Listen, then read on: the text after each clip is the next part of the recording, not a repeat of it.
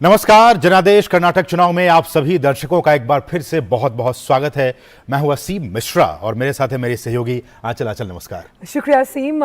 तो अगले इस एक घंटे में लगातार जो ये सुबह से हमारा जो खास पेशकश है वो लगातार जारी है, जिसमें जनादेश कर्नाटक चुनाव से जुड़ी तमाम अपडेट्स हम आपको देख रहे हैं। शुरुआती रुझान हमारे सामने है, जहां पर 224 में से 224 सीटों का जो अंक गणित है वो टैली हमारी टीवी स्क्रीन पर है, जहां पर 115 सीटें कांग्रेस के खाते में, 35 की बढ़त, भाजपा को 75 सीटें, 29 का नुकसान, वहीं जेडीएस 28 सीट लेकिन 9 सीटों का नुकसान और 6 सीटें जाती हुई अन्य के खाते में, जहां 3 सीटों का नुकसान है। तो ये सिर्फ अभी रुझान है, अभी आंकड़े जो हैं जो ये शुरुआती रुझान है, लेकिन जो फाइनल नतीजे होंगे उसके लिए हमें इंतजार करना होगा। रुझानों में अभी हम देख रहे हैं कि कांग्रेस जो है वो स्पष्ट बहुमत के साथ सरकार बनाने के बिल्कुल करीब है। 115 अभी जो टैली है, 35 सीटों का पिछले चुनाव के मुकाबले, 2018 के चुनाव के मुकाबले कांग्रेस को यहाँ पे 35 सीटों को बढ़त यहाँ पे हम दिखाई दे रहा है। बीजेपी की बात की जाए, 74 सीटों पे ये अभी जीतती दिखाई दे रही है। 30 सीटों का 2018 के मुकाबले बीजेपी को यहां नुकसान दिखाई दे रहा है। जनता दल सेक्युलर की बात की जाए, इनको भी 29 सीटें और 8 सीटों का नुकसान। ये रुझान है, 224 के 224 सीटों के रुझान आ चुके हैं। कांग्रेस की बात की जाए, हमने देखा आंचल की, चाहे वो एग्जिट पोल्स के जो नतीजे आए थे उनमें भी कांग्रेस ने बढ़त बनाई हुई थी, और अभी जो शुरुआती जो रुझान है उसमें भी कांग्रेस बढ़त बनाए हुए है। हम एक तरफ आपके बाईं तरफ दिखा रहे हैं किस तरह से रीजन वाइज, और उसमें भी आप देखिए, चाहे वो ओल्ड मैसूर की बात हो, मुंबई कर्नाटक की बात हो, हैदराबाद कर्नाटक की बात हो, मध्य कर्नाटक, तटीय कर्नाटक, बेंगलुरु, इन तमाम क्षेत्रों के भी हम जो रुझान है वो दिखा रहे हैं। मुंबई कर्नाटक में देखिए, यहाँ भी 50 के 50 में से इसमें भी बीजेपी को नुकसान। ये सबसे अहम बात यहाँ पर ये है कि मुंबई कर्नाटक की जो 50 सीटें हैं उसमें बीजेपी को बागियों ने जो है कहीं ना कहीं झटका दिया, वो नजर आ रहा है। दक्षिण कर्नाटक में लगातार भाजपा कोशिश कर रही थी बढ़त बनाने की, लेकिन किस तरह से ये जो अंकों का गणित है ये कैसे बड़ा बड़ा उलटफेर करने का मादा रखता है, इस पर चर्चा करेंगे। हमारे साथ हमारे खास और विशिष्ट मेहमान स्टूडियो में जुड़े हुए हैं। प्रोफेसर सुधीर सिंह साहब जुड़े हुए हैं, पॉलिटिकल एनालिस्ट हैं। सुधीर जी, बहुत बहुत स्वागत है आपका हमारे इस खास शो में।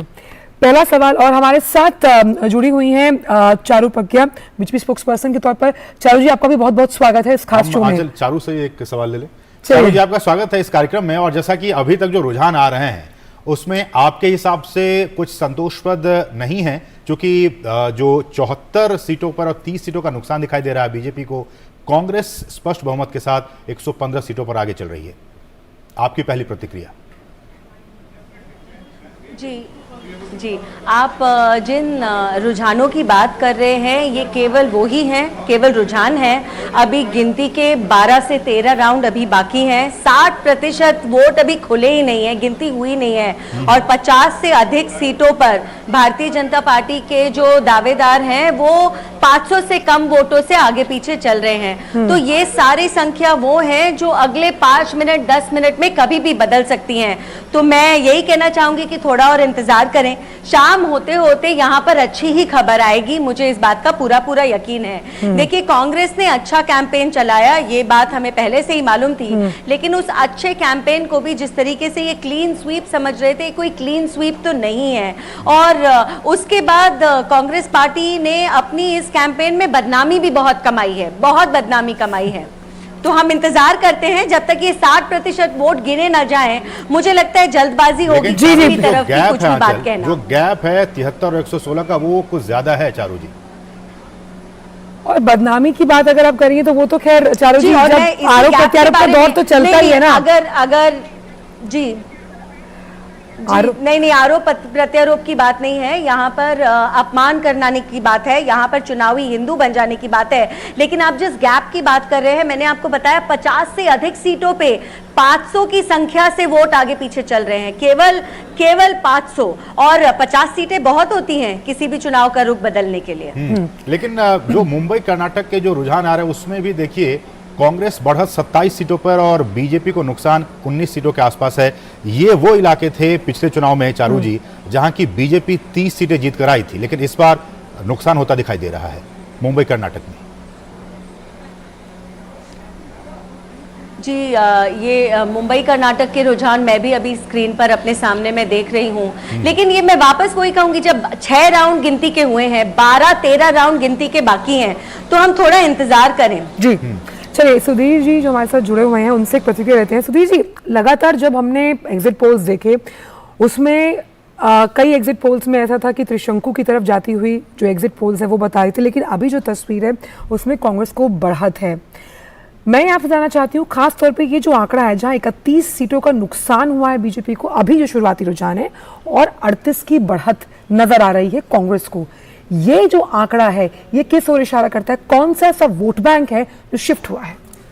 देखिए, पहली बात कि कर्नाटक में 1985 के बाद रामकृष्ण हेगड़े साहब 83 में भी जीते, 85 में फिर उनकी सरकार लौटी और बड़ी मजबूती से लौटी बहुमत के साथ। तो उसके बाद कोई भी इनकम्बेंट गवर्नमेंट कर्नाटक में दोबारा सत्ता में लौट के नहीं आई है। ये चुनावी इतिहास है। अब सवाल है कि कौन सा वोट बैंक। तो वोट बैंक बताना बड़ा कठिन है, लेकिन मुझे लगता है कि 5 साल जो बीजेपी की शासन चली वहां तो थोड़ा एंटी इनकम्बेंसी तो हुआ, तो वो वाला वोट कांग्रेस के पक्ष में जाता दिख रहा है। चूंकि जो आपके आंकड़े बता रहे हैं चुनाव आयोग के आंकड़े हैं, मुझे लगता है कि बंगलुरु, बृहद बंगलुरु जो है वहां बीजेपी लीड कर रही है 7-8 सीट से। प्रधानमंत्री मोदी का एक बहुत अच्छा रोड शो हुआ तो उसका असर दिख रहा है। लेकिन और जो इलाकाई है, चाहे वो हैदराबाद कर्नाटक हो, तटीय कर्नाटक हो, मध्य कर्नाटक हो या मैसूर वाला रीजन हो, ये सब जगह बीजेपी ट्रेल कर रही है। लेकिन मैं ये कहूंगा कि अभी थोड़ा सा हमको धैर्य रखना चाहिए। 1 से 1:30 बजे तक जो डेटा आएगा वो डेटा फाइनल माना जाएगा। मुझे याद है कि 2015 में जब बिहार विधानसभा का चुनाव का गिनती चल रहा था तो 12 बजे तक बीजेपी और एनडीए सरकार बना रही थी बहुमत के साथ, लेकिन 2 बजते आरजेडी और जेडीयू आ गई। ये जो अभी बात आप कर रहे थे ना असीम, और हमने उस पर एक चारू जी का भी रिएक्शन लिया, ये जो मुंबई कर्नाटक है जिसके आंकड़े सिर्फ इस तरफ इशारा कर रहे हैं कि कहीं ना कहीं जो बागी थे, होता है जब टिकट बढ़ता है, कईयों के टिकट कटते हैं, कईयों को टिकट दिए जाते हैं, लेकिन वो जो बागी हैं वो परेशानी का सबब साबित हुए हैं अगर हम मुंबई कर्नाटक के जो आंकड़े हम दिखा रहे हैं इन सीट्स पर। आंचल, इस पे प्रतिक्रिया लेंगे। हमारे साथ एक वरिष्ठ पत्रकार और जुड़ चुके हैं, हमारे साथ अनंत विजय जी भी इस वक्त इस चर्चा में जुड़ चुके हैं। हम उनका भी स्वागत करें। अनंत जी, आपका बहुत बहुत स्वागत है इस कार्यक्रम में। और सर, हम आपसे वही पहली प्रतिक्रिया कि जिस तरह से अभी जो रुझान आ रहे हैं कर्नाटक चुनाव को लेकर, तमाम चैनलों की बात की जाए, इलेक्शन कमीशन के जो आंकड़े हैं वो हम दिखा रहे हैं, आधिकारिक आंकड़ों में भी कांग्रेस जो है वो बीजेपी से काफी अच्छी खासी बढ़त बनाए हुए है। आपकी पहली प्रतिक्रिया इस पर? मेरी पहली प्रतिक्रिया तो यही है कि जो वोट परसेंटेज जो एग्जिट पोल्स तमाम दिखा रहे थे कि वोट परसेंटेज में बहुत 6 से 8% के वोट परसेंटेज में दोनों पार्टियों में फर्क था।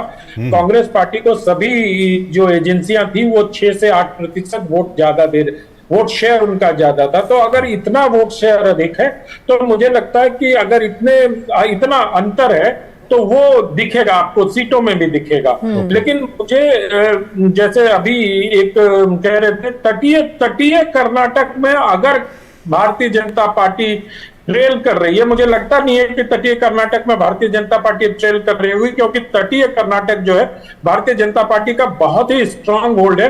अगर वहां ट्रेल कर रही है तो इसका मान लीजिए कि कांग्रेस मैसिव विक्ट्री के साथ जीत रही है। लेकिन मुझे ऐसा होता हुआ दिख नहीं रहा, अभी ट्रेल भी नहीं कर रही होगी, वहां कुछ सीटों पे दिख रही होगी।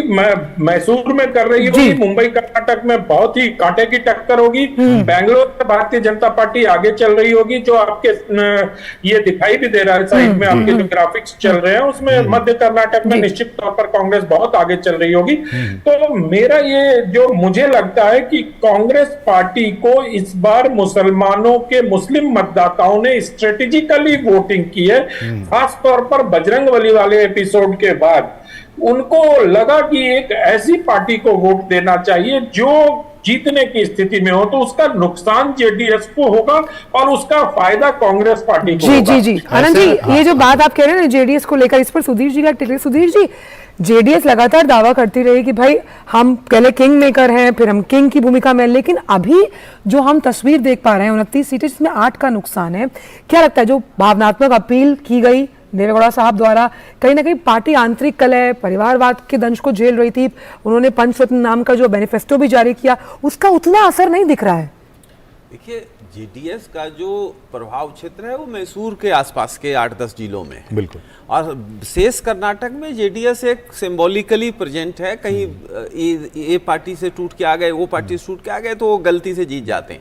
आप देखें कि पिछले 2013, 2008, 2018 में जेडीएस 40 कभी नहीं क्रॉस किया, 35 के आसपास रही है, 29 अभी आपका आंकड़ा आ रहा है। तो जेडीएस को बहुत नुकसान नहीं है। लेकिन हाँ, एक बात अनंत विजय जी की सही है कि मुस्लिम वोट जो जेडीएस का कोर वोट बैंक वो था, कांग्रेस के पास वो कांग्रेस के में पास। टैक्टिकल शिफ्ट हुआ है। This is number 1। दूसरी बात यह है कि भारतीय जनता पार्टी मैसूर रीजन में बहुत ही कमजोर रही है। हर चुनाव में आप देखिए 8-9 सीट से ज्यादा नहीं जा पाई, जबकि 60 सीट है वहां। बिल्कुल। तो इस चुनाव में भारतीय जनता पार्टी ने वहां बहुत ही मेटिकुलस तरीके से मेहनत किया। लेकिन मुझे लगता है कि भारतीय जनता पार्टी ने जेडीएस के वोट ज्यादा काट लिए, कांग्रेस वहां उस रस्साकसी में थोड़ा सा बढ़त बनाती हुई दिख रही है। लेकिन जेडीएस किंग मेकर की भूमिका में इस बार शायद नहीं होगा।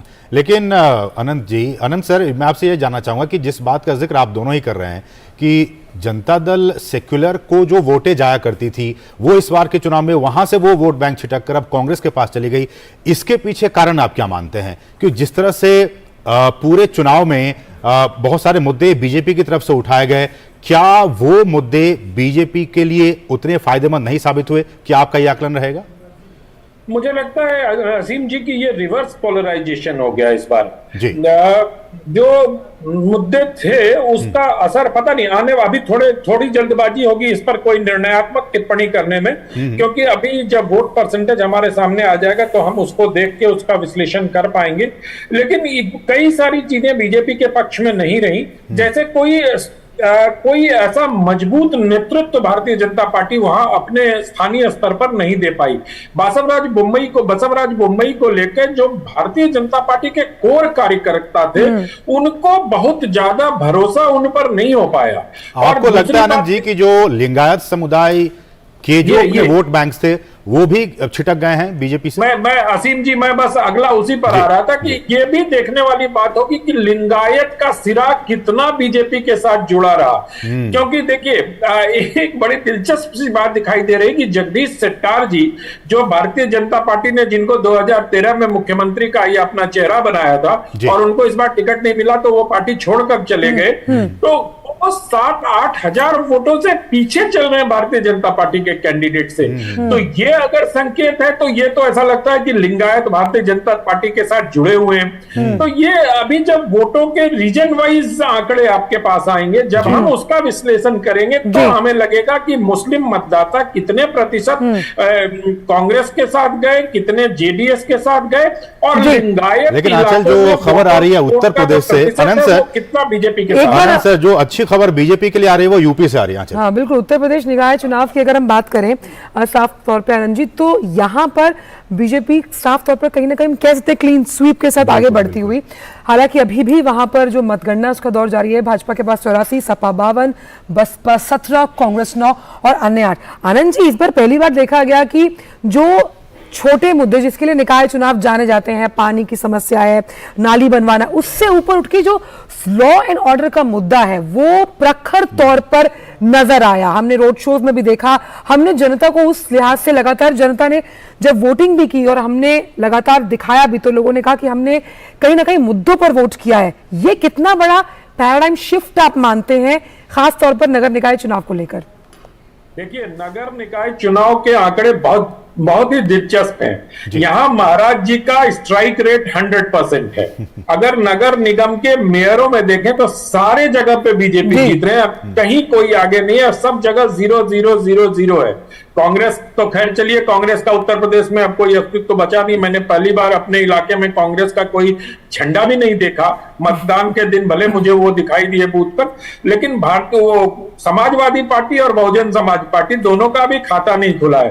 तो अगर शून्य को आधार माने तो ये विपक्षी दलों में एकता दिखाई देती है, जहां महाराज जी स्कोर करते हुए कहीं तो स्कोरिंग पर विपक्षी दल की एकता है। इस पर एक टेक लेते सुधीर जी, क्या कहीं ना कहीं सपा ये समझ गई थी, क्योंकि हमने देखा जिस लिहाज से रोड शोज करने चाहिए थे कहीं ना कहीं बैकफुट पर नजर आए थे अखिलेश यादव। एक का दुक्का अगर मैं छोड़ दूं, मेरठ में उन्होंने वहां पर रोड शो किया था जहां जनता वहां पर उनके लिए पहुंची थी, तो कहीं ना कहीं क्या विपक्षी पार्टियां समझ गई थी, इसलिए उस हिसाब से प्रचार भी नहीं किया गया?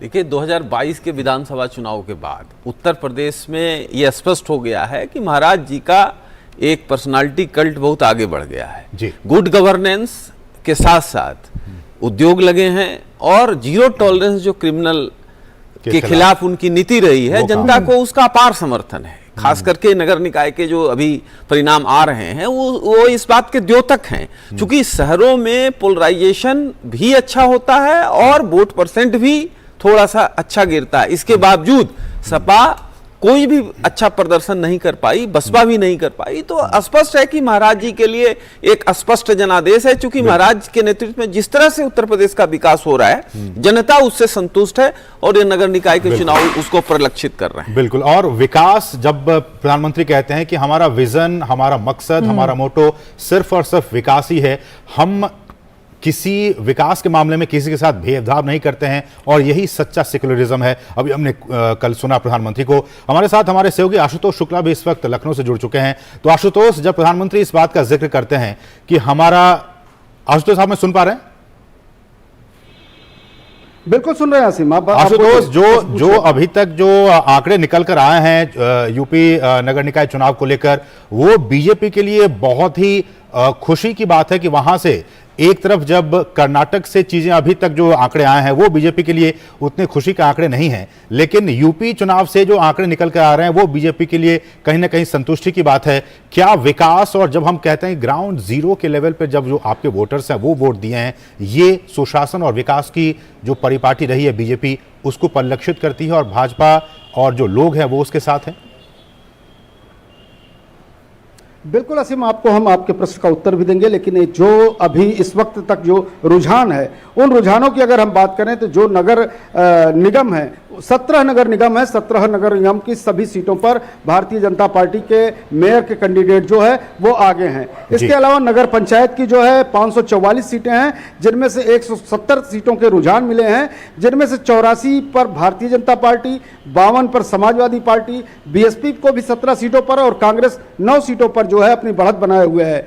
और अगर हम बात करें नगर पालिका की तो 199 नगर पालिका में से 91 जिन सीटों के रुझान आए हैं उनमें 48 सीटें भाजपा को और 16 समाजवादी पार्टी और 6 सीटें जो है बसपा, जबकि 8 सीटें जो है अन्य के खाते में जाती हुई दिखाई देती हैं। सवाल यह बात का है, जो प्रश्न आपने किया, इसी रिजल्ट के हिसाब से अगर देखा जाए तो बिल्कुल से जो है जिस तरीके से भारतीय जनता पार्टी अपने सुशासन को लेकर के और डेवलपमेंट को लेकर के नगर पंचायत के चुनाव में, नगर स्थानीय निकाय के चुनाव में उतरी थी, जिस तरह से मुख्यमंत्री योगी आदित्यनाथ ने लगभग हर नगर निगमों में जाकर के, हर कमिश्नरी में जाकर के भारतीय जनता पार्टी के पक्ष को रखा था, अपने किए गए कामों को रखा था।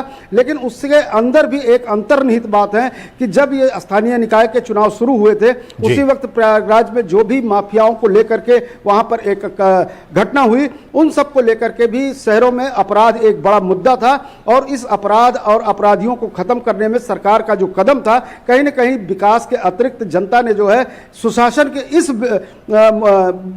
खंड को जो है उसको भी जो है अपना मत प्रदान किया है। और यही कारण है कि भारतीय जनता पार्टी उत्तर प्रदेश में एक बड़े जनाधार के साथ जो है इस स्थानीय निकाय के चुनाव में जीतती हुई दिखाई दे रही है। असीम, तो ये तो मान के चले ना कि दबदबा पूरा नजर आ रहा है बीजेपी का। और ये आशुतोष, क्योंकि लगातार आप यूपी की राजनीति को कवर करते रहे हैं, ये बहुत अहम था, क्योंकि हमने देखा था कि जिस तरह से तमाम फैसले और त्वरित कार्रवाई की गई लॉ एंड ऑर्डर को संभालने को लेकर, वो कहीं ना कहीं इस बार नगर निगम जो चुनाव है उस पर हावी होती हुई नजर आई है। साफ तौर पर समझ में आता है कि जनता ने मुद्दों को ध्यान में रखकर, जब हम कास्ट बेस्ड पॉलिटिक्स का जिक्र करते हैं, मुद्दों को ध्यान में रखकर नगर निगम चुनाव में जाकर भी वोट किया है। ये अपने आप में एक नई, हम कह सकते हैं, वोटिंग पैटर्न को या एक नई क्रांति को जन्म देता है। आशुतोष, बिल्कुल आशा, आपके बात की भी मैं जवाब दूंगा, लेकिन स्टूडियो में जिस तरह से बात हो रही थी, समाजवादी पार्टी के नेता अखिलेश यादव ने कितना प्रचार में भाग लिया, इसको लेकर के जो टिप्पणी किसी गेस्ट ने किया, उसको लेकर के मैं कहना चाहता हूं कि पंडित अटल बिहारी वाजपेयी ने, जो संस्थापक रहे भारतीय जनता पार्टी के, उन्होंने सदन में एक बार कहा था कि भारतीय जनता पार्टी कोई जो है 24/7 काम करने वाली पार्टी है। और यही कारण है कि उत्तर प्रदेश में चाहे स्थानीय निकाय के चुनाव हो, चाहे विधानसभा के चुनाव हो या लोकसभा के चुनाव हो या फिर कोई चुनाव हो, तभी पार्टी की राजनीतिक गतिविधियां लोगों के बीच में बने रहना, अपने कार्यक्रमों के माध्यम से, अपने तमाम जो है सामाजिक कार्यों के माध्यम से ये भारतीय जनता पार्टी का पैटर्न रहा है और यही कारण है कि जो भारतीय जनता पार्टी का मतदाता है वो हमेशा भारतीय जनता पार्टी संगठन से जो है वो इंटैक्ट रहता है। लेकिन सवाल इस बात का है कि किस तरह से ये इसको जो है मतों में परिवर्तित किया जाए और मत में परिवर्तित करने के साथ ही जो है विरोधियों को मात देते हुए अपनी बढ़त बनाई जाए, उस कला में भारतीय जनता पार्टी भी माहिर है। उसने विकास के जो एजेंडे रखे, चाहे वो मेट्रो रेल रही हो, चाहे जो है स्मार्ट सिटी की बात रही हो, चाहे सीवेज की बात रही हो, चाहे पेयजल की बात रही हो, हर स्तर पर जिस तरीके से भारतीय जनता पार्टी ने काम किया है, चाहे वो शहरी गरीबों को जो है मकान देने की बात रही हो, चाहे मुद्रा लोन के माध्यम से जो ठेला खोमचा लगाते हैं इन शहरों और कस्बों में उनको लोन देने की बात रही हो, हर एक चीज, हर एक काम जो है कहीं ना कहीं मतदाताओं को प्रभावित किया है। और यही कारण है कि भारतीय जनता पार्टी की जो अहिर्निश सेवा है, अहिर्निश कार्यक्रम है, उन कार्यक्रमों के माध्यम से भारतीय जनता पार्टी वो पूरे उत्तर प्रदेश के स्थानीय निकाय चुनाव में अपनी बढ़त बनाती हुई आशुतोष बने रहे हमारे साथ, अनंत विजय जी भी हमारे साथ बने हुए हैं। अनंत जी, मेरा सवाल ये कि जिस तरह से आज 2 राज्यों में नतीजे आ रहे हैं, यूपी नगर निकाय चुनाव के नतीजे हमारे सामने आ रहे हैं और कर्नाटक विधानसभा चुनाव के नतीजे भी हमारे सामने आ रहे हैं। अनंत जी, मेरा सवाल ये कि जब अब हम कह रहे हैं कि अगले साल 2024 में लोकसभा के चुनाव हैं, ऐसे में यूपी में जो आज रिजल्ट आ रहे हैं उसको अगले साल के चुनाव से अगर जोड़ के देखा जाए तो आपकी प्रतिक्रिया क्या होगी, और कर्नाटक में जो चुनाव के नतीजे आ रहे हैं उसको अगर देखा जाए तो आपकी प्रतिक्रिया क्या होगी?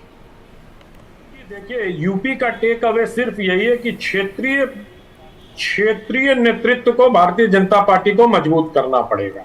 आपको जमीनी नेतृत्व को स्पेस देकर उसको मजबूत करना पड़ेगा। जिस प्रकार से योगी आदित्यनाथ को नरेंद्र मोदी जी ने पूरे तौर पर समर्थन दिया और फिर योगी आदित्यनाथ ने अपने आप को साबित भी किया, उसी तरह से कर्नाटक में आपको मजबूत नेतृत्व देना पड़ेगा।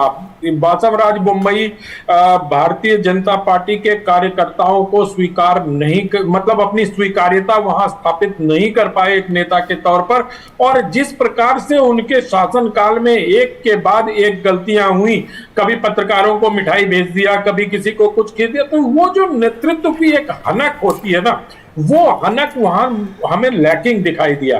तो मुझे लगता है कि उत्तर प्रदेश के चुनाव का सबसे बड़ा टेक अवे यही है कि भारतीय जनता पार्टी को स्थानीय मुद्दों के हिसाब से स्थानीय नेतृत्व को मजबूत करना हो। और एक चीज और भी है ना आनंद जी, कि हमने यहाँ देखा कि अगर सपा जो लगातार कहती है कि हम अभी भी कहीं ना कहीं यूपी में दबदबा रखते हैं, वो तो अपने आंतरिक कलह से इतनी परेशान है, जिसके चर्चे जब रोड शो किया गया अखिलेश यादव द्वारा, तो जो प्रत्याशी है वो उनके रथ पर सवारी, कई ऐसे मुद्दे जो वहां पर नजर आए, दिखाई दिए। आंतरिक कलह को सुलझाएंगे तभी तो पार्टी के लिए कुछ कर पाएंगे। और सपा को अगर कुछ करना है तो उसको सड़क पे दिखाई देना पड़ेगा। आशुतोष जी बेहतर बता पाएंगे उत्तर प्रदेश के बारे में, लेकिन मुझे लगता है कि सपा का जो नेतृत्व है वो बड़ा कैजुअल पॉलिटिक्स कर रहा है इस वक्त। उनको लगता है कि ट्विटर पर पॉलिटिक्स हो जाएगी, आपको जमीन पर नहीं जाना पड़ेगा, तो ऐसा होता नहीं है। ट्विटर कितने लोग उपयोग करते हैं? ट्विटर हवा जरूर बना सकता है, लेकिन आपको मतदाताओं तक जाने के लिए सड़कों पर उतरना पड़ेगा। 2017 को याद करिए, 2017 के पहले जब अखिलेश यादव 2012 में मुख्यमंत्री बने थे तो पूरे प्रदेश की उन्होंने साइकिल से यात्रा की थी, वो जनता से जुड़े थे। लेकिन उसके बाद अगर आप देखिए तो नेतृत्व का अंतर कलह, पारिवारिक कलह और पिता पुत्र के मतभेद के बाद जब अखिलेश यादव एक सर्वमान्य नेता के तौर पर स्वीकृत हुए, उसके बाद मुझे लगता है कि एक के बाद एक हार ने पार्टी के मनोबल को थोड़ा तोड़ा, नेतृत्व को भी थोड़ा लगा कि बहुत मेहनत करने की आवश्यकता है, तो उन्होंने से कोई शॉर्टकट निकाला कि बयान देकर अपना बचाव कर लो। ऐसे राजनीति चलती नहीं है। बहुत अहम आपने कहा ना कि सड़क पर उतरना पड़ेगा और सड़क बनानी भी तो पड़ेगी ना। बिल्कुल। तो इसके लिए मुझे लगता है कि बाकी पार्टियों को जिस तरह से भाजपा की एक जो चुनावी परिपाटी रही है और प्रधानमंत्री मोदी के नेतृत्व में उनकी जो कार्यशैली रही है कि आप 24/7 लोगों के बीच रहते हैं और लोगों की जो समस्या उनको सुनते रहते हैं, ये कोई नहीं है कि आपने चुनाव जीत लिया और आप बैठ गए, ऐसी बीजेपी की नहीं है। मुझे लगता है कि बाकी पार्टियों को भी, चाहे वो समाजवादी पार्टी हो, बहुजन समाज पार्टी हो या बाकी जो कांग्रेस है, उनको भी बीजेपी की जो कार्यशैली रही है उससे सीखने की जरूरत है, तभी वो चुनावी इस समय में टिके रह सकते हैं, वरना जो हश्र हो रहा है वो हम सभी के सामने है। हम इस पर आगे भी चर्चा करेंगे। हमारे साथ तमाम सहयोगी, हम सभी से गुजारिश है कि आप सभी हमारे साथ बने रहिए, लेकिन उससे पहले एक छोटे से ब्रेक के लिए आप देखते रहिए DD news. Canara Bank presents Canara Premium Payroll Account. Free term insurance and instant overdraft facility. Avail unique advantages and benefits. Experience the best. Discover a world of banking possibilities with Canara Bank API Banking. You deserve the best. Canara Bank, together we can. Break के बाद सभी का स्वागत है और आइए अब रुक करते हैं हमारे जो संवाददाता आशुतोष हमारे साथ जुड़े लगातार उत्तर प्रदेश निकाय चुनाव पर जानकारी दे रहे हैं। आशुतोष, लगातार हमने जब भी भाजपा चुनावों में जीती हमने देखा कि एक बात और एक कॉमन फैक्टर वो ये है कि लगातार ये कहा जाता है कि उनके जो कार्यकर्ता हैं या पार्षद हैं वो 24/7 जिसका जिक्र असीम भी कर रहे थे, इनका जिक्र गुजरात चुनाव में भी आया था कि वो अवेलेबिलिटी का जो फैक्टर है वो सबसे बड़ा फैक्टर होता है एक जनता का वोट लेने के लिए। उस लिहाज से अगर हम देखें ये जो रुझान है, जो नतीजे आ रहे हैं वो कितने ज़्यादा अहम साबित होते हैं जब हम कार्यशैली का जिक्र करते हैं जिनमें जो बाकी पार्टियां हैं वो कहीं ना कहीं पिछड़ती हुई नजर आ रही हैं। देखिए आंचल, अगर हम भारतीय जनता पार्टी की बात करते हैं तो भारतीय जनता पार्टी जो है माइक्रो मैनेजमेंट करती है। माइक्रो मैनेजमेंट में उसके बूथ स्तर के कार्यकर्ता अगर एक बूथ पर जो वोटर लिस्ट है उसमें 10 पन्ने हैं तो हर पन्ने का कोई पन्ना प्रमुख होगा। उस पन्ने पर जितने मतदाता हैं वह उसका कार्यकर्ता जानता है बीजेपी का। उस पन्ने पर दर्ज मतदाताओं को सरकारी योजनाओं में कितनी भागीदारी मिली है, कौन सी योजना का किसको लाभ मिला है, इसकी भी उसको जानकारी है। और इसके अतिरिक्त उसको पार्टी संगठन से किस तरह जोड़ रखा जाए या अगर नहीं जोड़ पा रहे हैं तो ऊपर के वरिष्ठ नेताओं से किस तरह से उनका संपर्क कराया जाए, वो सारा micro management Bharatiya Janata party लगातार किया करती है। और यही कारण होता है कि जब चुनाव आते हैं तो जब सारे दल निकल करके अपने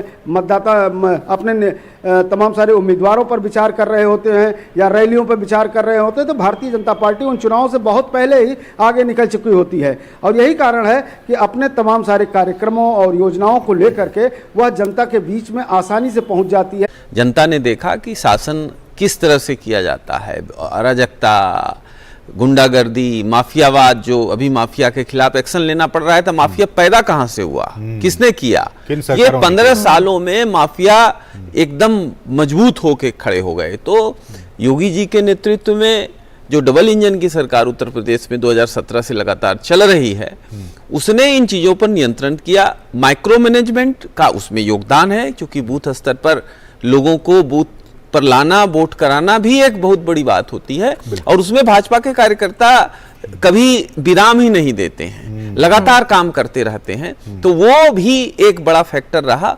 और निश्चित तौर पर जो गवर्नेंस का मॉडल है, पूरे कोरोना कालखंड में आप देखिए कि खाना मिल रहा है लोगों को और करप्शन पर नकेल कसा गया।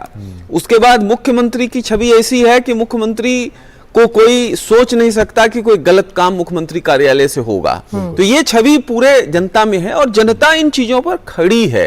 अच्छा काम आप करेंगे तो जनता खड़ी रहेगी। उत्तर प्रदेश का नगर निकाय का चुनाव परिणाम इस बात का द्योतक है कि अच्छा काम करने से जनता किस तरह से अपना आशीर्वाद देती है और इस परिणाम के माध्यम से वो परिलक्षित हो रहा है। बिल्कुल, लेकिन जो आंकड़े हम दिख रहे हैं कि समाजवादी पार्टी की बात की जाए 16 सीटें और बीएसपी 6 सीटें, समाजवादी पार्टी पर आपकी प्रतिक्रिया लेंगे उससे पहले कि जो बहुजन समाज पार्टी की जो स्थिति है, चाहे वो लोकसभा की बात हो, विधानसभा की बात हो और इस तरह के स्थानीय निकाय चुनाव में भी स्थिति धीरे धीरे और भी खराब होती जा रही है। देखिए, बसपा जो काफ़ी तेज़ी से उत्तर प्रदेश की राजनीति में खास करके 1990 के दशक में इसका उद्भव हुआ, वो पराभव भी हो गया। चूंकि एक जाति पर आधारित राजनीति आप लंबे कालखंड तक नहीं कर सकते। सपा के पराभव में भी ये एक कारण है, लेकिन सपा थोड़ा सा अपना जो सोशल डायनेमिक्स है उसको थोड़ा सा अलग करने में सफल रही, कुछ और लोगों को जोड़ने में सफल रही, समाजों को जोड़ने में सफल रही। बसपा बिल्कुल केंद्रित रही। फिर ट्विटर और फेसबुक की राजनीति का कालखंड समाप्त हो चुका है। मायावती जी सिर्फ ट्विटर और फेसबुक पर ही सक्रिय हैं। आप बताएं कि पिछले 5-7 साल में मायावती जी ने किस जिले में उत्तर प्रदेश का दौरा किया है? अखिलेश यादव जब साइकिल पर चढ़े थे, सत्ता में आए, उसके बाद उन्होंने भी ट्विटर पकड़ लिया है। फेसबुक पकड़ लिया। और आप उस कालखंड को याद करिए कि जब योगी आदित्यनाथ खुद कोरोना से तुरंत निवृत्त हुए थे और पूरे जिले जिले जाकर के वो सारे चीजों को देख रहे थे, तो जनता को ये लगा कि भाई जो कमियां हैं इसके बावजूद मुख्यमंत्री जी इसके लिए संजीदा है, तो वो मैटर करता है। जनता आपको काम करते हुए देखती है, दिखना भी चाहिए। ये महत्वपूर्ण है। ये जो बात कह रहे हैं ना सुधीर जी और असीम, इस पर एक टेक लेते हैं। आशुतोष, हमने देखा कि जिस तरह से अगर आप अपने लोगों के लिए काम करते हैं तो वो दिखता है और आपको दिखाना भी होगा, लेकिन यहाँ पर साफ समझ में आया तमाम जो अन्य पार्टियां जिन्होंने इस निकाय चुनाव में ताल ठोकी है, अगर बात यह सपा बसपा कांग्रेस की, वो तो तीसरा पक्ष जो है 2024 के लिए तीसरा मोर्चा है उसको पक्का करने में या दिल्ली में मीटिंग करने में बिजी थे, जिसका खामियाजा उन्हें भुगतना पड़ रहा है। देखिए आंचल, अगर हम साफ तौर पर कहें तो जिन राजनीतिक दलों ने बिना होमवर्क के जो है स्थानीय निकाय के चुनाव में अपने प्रत्याशियों को उतारा, अपनी प्रतिद्वंदिता पेश की, उन्होंने सिर्फ इसलिए की कि 2024 के चुनाव में जब हम जाएंगे तब तक उनका राजनीतिक अस्तित्व जो है कहीं न कहीं बना रहे। बिना होमवर्क करके होते तो टीचर डांट रही है ना जनता के तौर पर, बिना होमवर्क करके होते तभी तो टीचर डांट रही है जनता के तौर पर।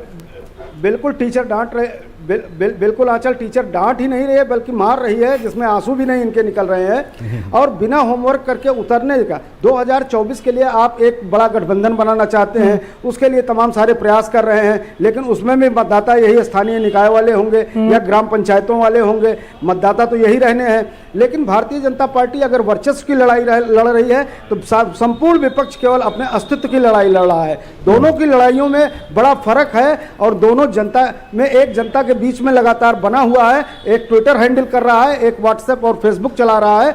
तो व्हाट्सएप और फेसबुक से जो है जनता को मालूम है कि उसके दुख दर्द दूर होने वाले नहीं है। जो सत्ता में है वो जो है किस तरह से सुविधाएं दे रहा है और जी। सरकार अपने कार्यक्रमों के कर रही है, बल्कि कार्यक्रमों को लोगों तक पहुंचाने के लिए बहुत अहम प्रयास कर रही है मुख्यमंत्री योगी आदित्यनाथ। ये आप बहुत अहम कह, आनंद जी हैं हमारे साथ, क्या आनंद जी जुड़े हुए हैं हमारे साथ? आनंद जी, जिस तरह से हम कह रहे हैं कि ये तो 2023 के नतीजे हैं उत्तर प्रदेश निकाय चुनाव के, जिसकी पिक्चर 2024 है, लेकिन सबसे अहम यहाँ पर ये बहुत अहम बात यहाँ पर ये है कि भाई आबादी के लिहाज से सबसे बड़ा राज्य है, वोट बैंक भी अच्छा है, तो भाई ये बात जो कह रहे हैं आशुतोष कि यही वोटर तो वोट करेगा ना, और ये वोटर तब आपके लिए वोट करेगा जब आप इसके लिए काम करेंगे, आप इसके विकास पर बात करेंगे, उसकी शिक्षा पर बात करेंगे। तो आपने कहीं ना कहीं अपने वोट बैंक को तो पीछे रख दिया, लेकिन अपने चुनावी हित साधने के लिए आप अन्य पार्टियों के साथ तीसरा पक्ष जो है, तीसरा अखाड़ा जिसको हम कहते हैं, उसे सुदृढ़ करने के लिए लगातार काम करते रहे।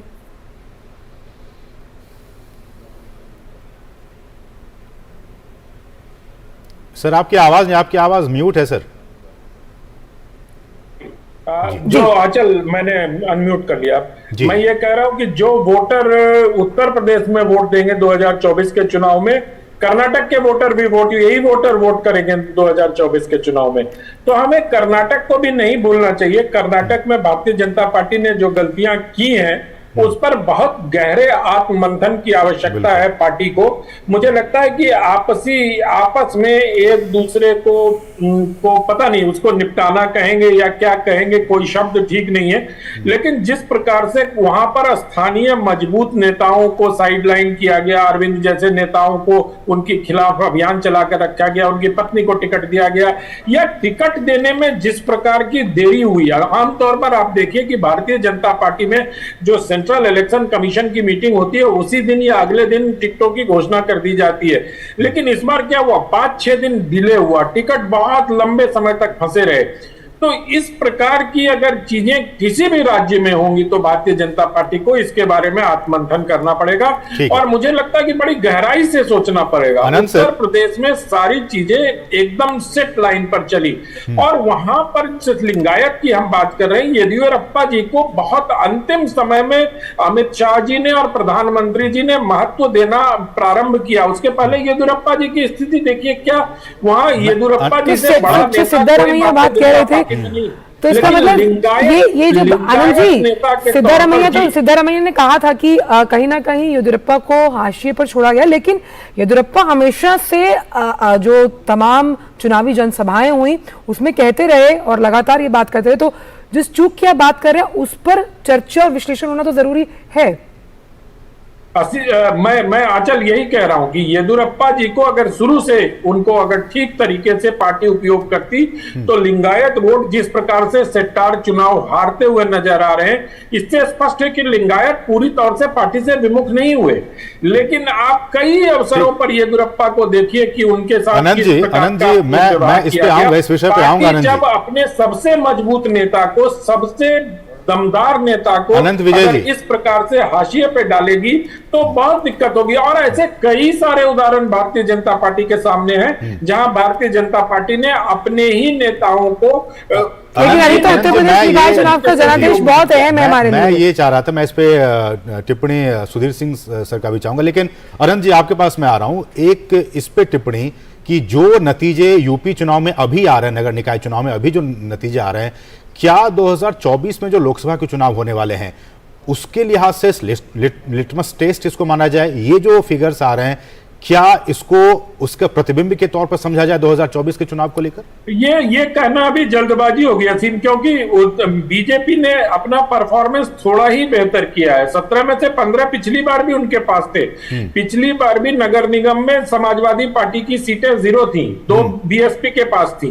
तो अभी थोड़ा ठहरिए, अभी जब सारे पार्षदों के नतीजे हमारे सामने आ जाएंगे, पूरे प्रदेश के पार्षदों के नतीजे आ जाएंगे, तब हम कोई टिप्पणी करेंगे कि उत्तर वो 2024 में इसका प्रतिफलन दिखेगा कि नहीं दिखेगा। लेकिन इतना तय है कि उत्तर प्रदेश में सांगठनिक रूप से और प्रधानमंत्री और गृह मंत्री की नजर उत्तर प्रदेश पे है और डायरेक्टली इनको देख रहे हैं। तो मुझे लगता है कि उत्तर प्रदेश में नतीजे बेहतर होंगे, लेकिन चिंता का विषय इस वक्त कर्नाटक है। ठीक, हम कर्नाटक पे आएंगे, लेकिन प्रोफेसर सुधीर सिंह, जिस बात का जिक्र हम कर रहे हैं कि रामेंद्र भी हमारे साथ जुड़े हुए हैं, उनके पास चलते। रामेंद्र, जिस दबदबे का जिक्र लगातार हम आपसे मॉर्निंग शोज में भी करते रहे, अब वो जीत का दबदबा साफ तौर पर भाजपा के लिए नजर आ रहा है। और सबसे अहम बात है कि वोटर अब सजग है, जागरूक है, और ये इस जीत के साथ साफ तौर पर पता लगता हुआ। शहरी वोटर है, ये प्रबुद्ध वोटर है, ये वो वोटर है जो पढ़ा लिखा वोटर है। और ये जो मूवमेंट है, जो वोट का मूवमेंट है, ये लंबे वक्त तक रहेगा, क्योंकि इसका जो आकलन है ना, धीरे धीरे गांव तक जाता है। शहर का वोटर क्या सोच रहा है, शहर की मानसिकता क्या है, वही गांव तक जाती है रिफ्लेक्ट होकर। और दूसरी बात, शहरों का आकार बढ़ा है। आप देखिए, जो गाँव से आया हुआ शहर का जब आकार बढ़ता है तो गाँव का वोटर भी यहाँ आया है, और वो गाँव का वोटर भी इसमें इन्वॉल्व है। ऐसा नहीं कि केवल शहरी मतदाता है, अब वो शहर नहीं रहे, शहरों का दायरा बढ़ गया और गांव से आए हुए लोग शहरों में बस रहे हैं, एक बड़ी आबादी बसी है। तो गांव और शहर का मिश्रित प्रतिफल है जो भाजपा के खाते में जा रहा है। चुनौती एक बात की है कि अगर मेरठ में AIMIM आगे बढ़ रही है तो ये एक नई तरीके की राजनीति उत्तर प्रदेश से देखने को मिल रही है, यानी वो मुस्लिम तबका का मोह शायद सपा से भंग हुआ जो उनकी तरफ जा रहा है। दूसरा, लखनऊ में बसपा सेकंड पोजीशन पर है। बात सपा के हारने की बिल्कुल नहीं है कि सपा हार रही है, बात इसकी को तीसरे नंबर पर फिसल रही है, ये महत्वपूर्ण बात है जी। लेकिन प्रोफेसर सुधीर सिंह, जिस तरह से रामेंद्र कह रहे हैं कि जो बसपा है वो दूसरे नंबर पर है, समाजवादी पार्टी तीसरे नंबर पर है, इसके क्या कुछ संकेत, क्या कुछ मायने निकाले जाए?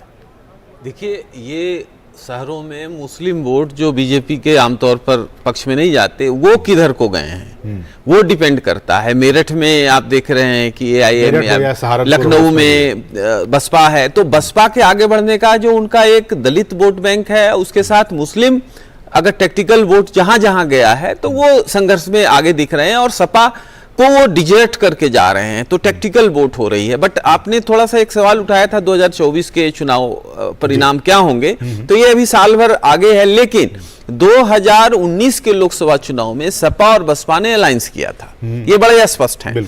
और उनको कुल मिला के 10 और 5, सोनिया जी का भी एक सीट था, 15 सीट मिली थी, 65 सीट बीजेपी जीती थी। सपा बसपा अलग अलग लड़ने जा रहे हैं, अभी भी लड़े हैं, उसमें भी लड़ने जा रहे हैं।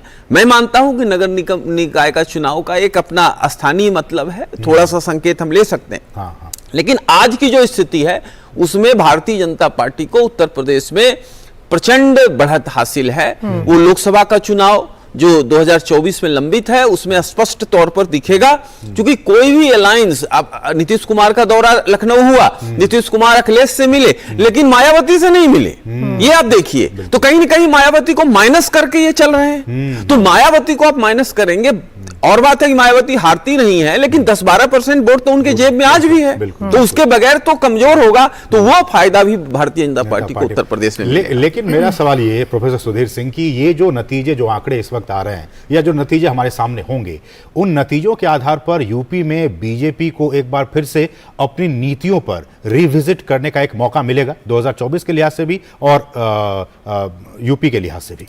देखिए, लगातार जो हम डिलीवरी सिस्टम है, governance at the door step, उस पर लगातार मंथन की जरूरत है, क्योंकि जनता के बीच जो भी पार्टियां जाती, खास करके भारतीय जनता पार्टी सेवा भाव से जाती है, तो सेवा भाव में लगातार तत्परता होनी चाहिए, और अगर उसमें कुछ कमियां रहती हैं तो उसको टेक केयर करना चाहिए। और मुझे लगता है कि हर चुनाव के बाद हर संजीदा पार्टी को इस पर एक मंथन करना चाहिए, और भारतीय जनता पार्टी भी इस पर मंथन करेगी। ठीक है, लेकिन आंचल मैं एक सवाल अनंत विजय से लेना चाहूँ। अनंत सर, मेरा सवाल ये कि हम ये देखते रहे कि बीते कई चुनावों में कि जिस पार्टी ने इस तरह के निकाय चुनाव में अच्छा परफॉर्म करती है, उसका एक जो प्रतिफल होता है, जो रिजल्ट होता है, वो हम देखते हैं, चाहे वो विधानसभा के चुनाव हो या फिर लोकसभा के चुनाव हो, इन चुनावों पर भी, इन निकाय चुनाव में जो रिजल्ट आते हैं उसका भी एक इम्पैक्ट पड़ता है। क्या आपको लगता है कि, इसलिए मैं ये सवाल पूछ रहा हूं कि अभी बीजेपी बहुत अच्छा परफॉर्म कर रही है निकाय चुनाव में, क्या इसका असर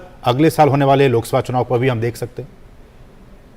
बिल्कुल बिल्कुल पड़ेगा, और सकारात्मक ही पड़ेगा। आप जिस प्रकार जो इन्फ्रेंस निकाल रहे हैं वो बिल्कुल ठीक निकाल रहे हैं, और इसका, ये जो चुनाव के नतीजे, इसका बहुत ही सकारात्मक असर पड़ेगा। और मुझे लगता है कि इसको 2024 के चुनाव के मतलब क्वार्टर फाइनल के तौर पे देखा जाना चाहिए। मैं सेमीफाइनल या उसके पहले नहीं, क्वार्टर फाइनल के तौर पर देखा जाना चाहिए कि ये एक तैयारी का चुनाव है।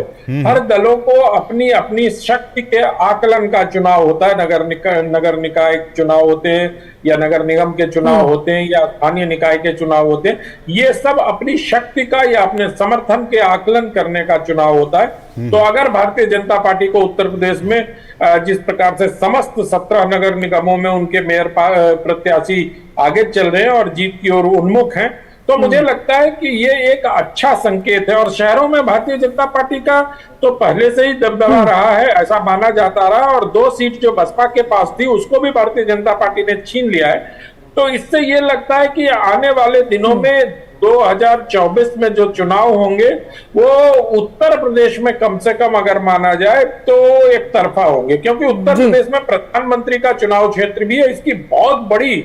और उत्तर प्रदेश में जिस प्रकार से आप देखें 2014 में जब अमित शाह जी, जो इस वक्त गृह मंत्री हैं, अमित शाह उस वक्त उत्तर प्रदेश के प्रभारी महासचिव हुआ करते थे बीजेपी के, और उन्होंने 2014 में जो काम किए हैं वहां, जिस प्रकार से हर बूथ को मजबूत किया उन्होंने, उसका प्रतिफल हम लोगों ने 2019 में भी देखा, जब राहुल गांधी अमेठी में पराजित हो गए। और ऐसा पहली बार हुआ कि कोई 100 इतनी लंबी 100 साल से अधिक उम्र वाली कांग्रेस पार्टी जिसका अध्यक्ष पराजित हुआ, ऐसा कभी हुआ नहीं था 100 साल के इतिहास में। तो ये इतिहास भी हमने बनते देखा। तो मुझे लगता है कि अगर इस सारे परिप्रेक्ष्य में बात करें, इन सारी पृष्ठभूमि में बात करें, तो अभी तो बीजेपी का उत्तर प्रदेश में अपर हैंड है।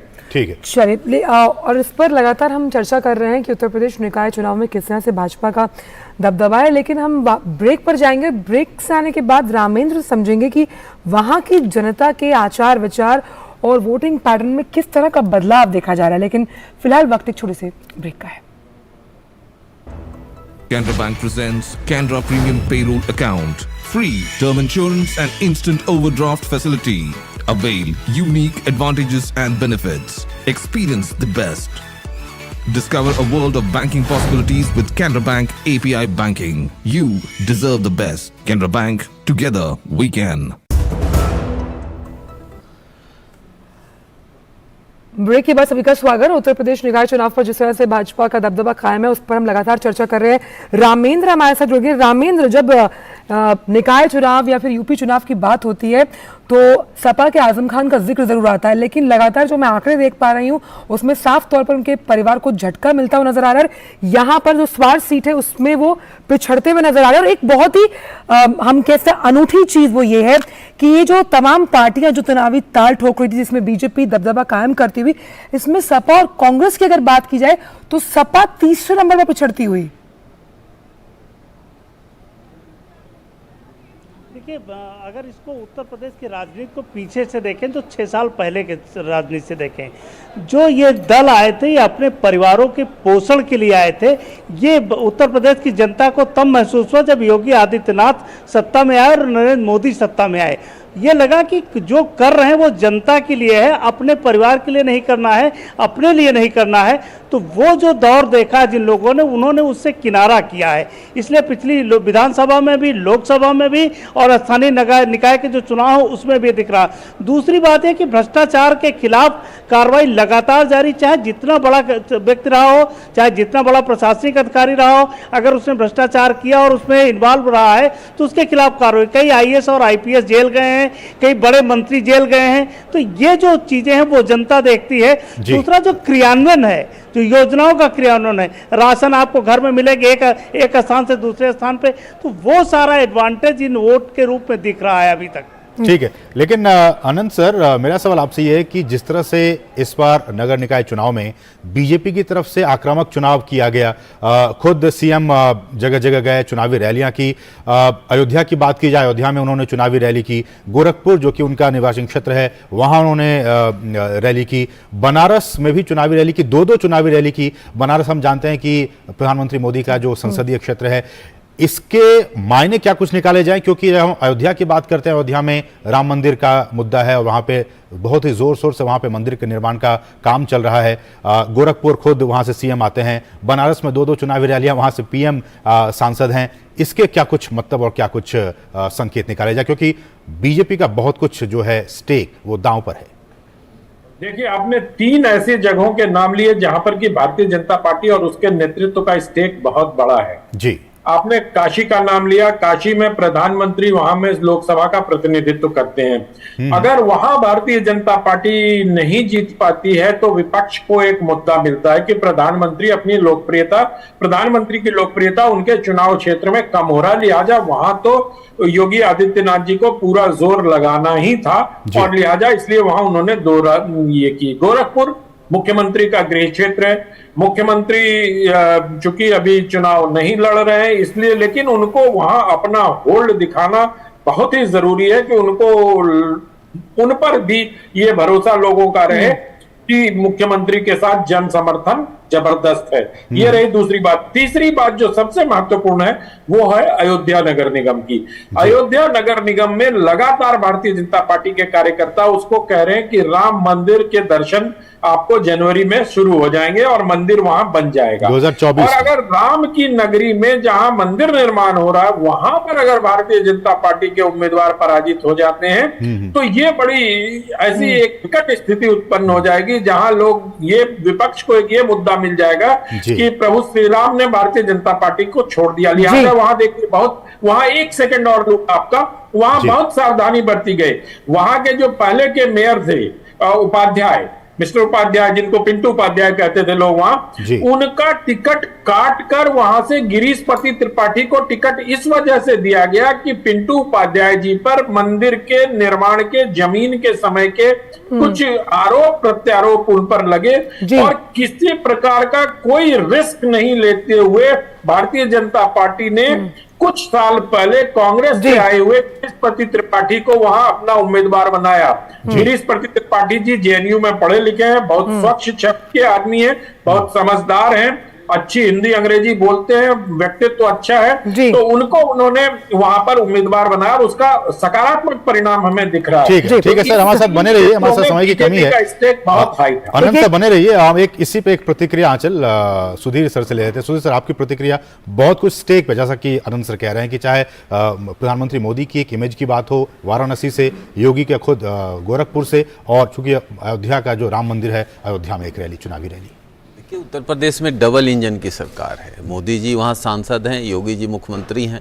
अब नगर निगम पूरे प्रदेश में शहरों को प्रतिबिंब करती है, तो जोर लगाना हर संजीदा राजनीतिक दल का एक दायित्व है, उनका एक कर्तव्य है। तो उस लिहाज से भी बीजेपी ने जोर लगाया। दूसरा, निश्चित तौर पर 2024 के लोकसभा चुनाव से पहले जनता का जो भी एक आंशिक तौर पर मूड हम कह सकते हैं वो टेस्ट हुआ, क्वार्टर फाइनल, सेमीफाइनल जो आप कह लें, तो उसमें बीजेपी ने जो बढ़त बनाई, तो एक साइकोलॉजिकल फायदा मिलता है और वो फायदा बीजेपी प्राप्त करती हुई दिख रही है। रामेंद्र, एक टेक आपसे भी जाने से पहले, क्योंकि समय कम है, कि जिस तरह के जो अब नतीजे हम देख रहे हैं जिसमें साफ तौर पर भाजपा को बढ़त मिलती हुई, ये कहीं ना कहीं वो जनता की विश्वास बहाली है, वो अकाउंटेबिलिटी है जिस पर पार्टी खरी उतरी है।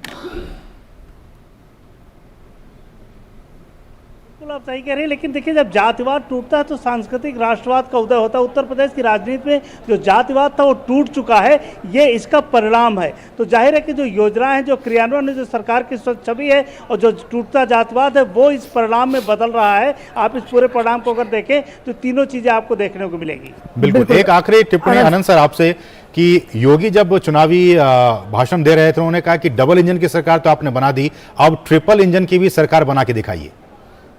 ट्रिपल इंजन की सरकार तो वहां चल ही रही थी। नगर निकाय में 17 में से 15 पर तो भारतीय जनता पार्टी की काबिज थी, वहां अधिकतर विधान पार्षद, तो वहां तो ट्रिपल इंजन की सरकार पहले से चल रही थी। बस देखना उत्तर प्रदेश में ये है कि खाली इंजन ही नहीं बचे, कुछ इंजन चले भी नहीं। तो मुझे लगता है कि जिस प्रकार से उत्तर प्रदेश में अभी चुनाव परिणाम आने दीजिए, अभी स्वार का आएगा, मिर्जापुर का आएगा। मिर्जापुर में अपना दल की जो भारतीय जनता पार्टी की प्रत्याशी है वो कुछ 200-300 मतों से पीछे चल रही है। बिल्कुल। तो मुझे लगता है कि किसी भी प्रकार के चुनाव परिणाम के पूरे परिणाम आने के बाद अगर हम विश्लेषण करें तो अजीत जी सटीक निष्कर्ष पर हम पहुंच पाएंगे। चलिए सर, आंचल, हम अब शुक्रिया अदा करने का वक्त आ गया है। सर आपका बहुत बहुत शुक्रिया। आनंद सर, आपको हमारे साथ जुड़ने के लिए। प्रोफेसर सुधीर सिंह, आपका भी बहुत बहुत शुक्रिया।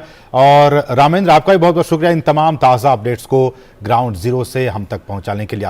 आप सभी विशिष्ट अतिथियों का भी बहुत बहुत शुक्रिया, और रामेंद्र आपका भी बहुत बहुत शुक्रिया। तो इस खास बुलेटिन में हम लगातार जनादेश पे बात कर रहे हैं, चाहे वो कर्नाटक चुनाव की बात हो या फिर यूपी निकाय चुनाव की बात हो। हम तमाम इन दोनों ही राज्यों पर हमारी बारीक नजर जो है वो लगातार बनी हुई है। लेकिन फिलहाल इस खास पेशकश में इतना ही। हमें दीजिए इजाजत। नमस्कार। नमस्कार।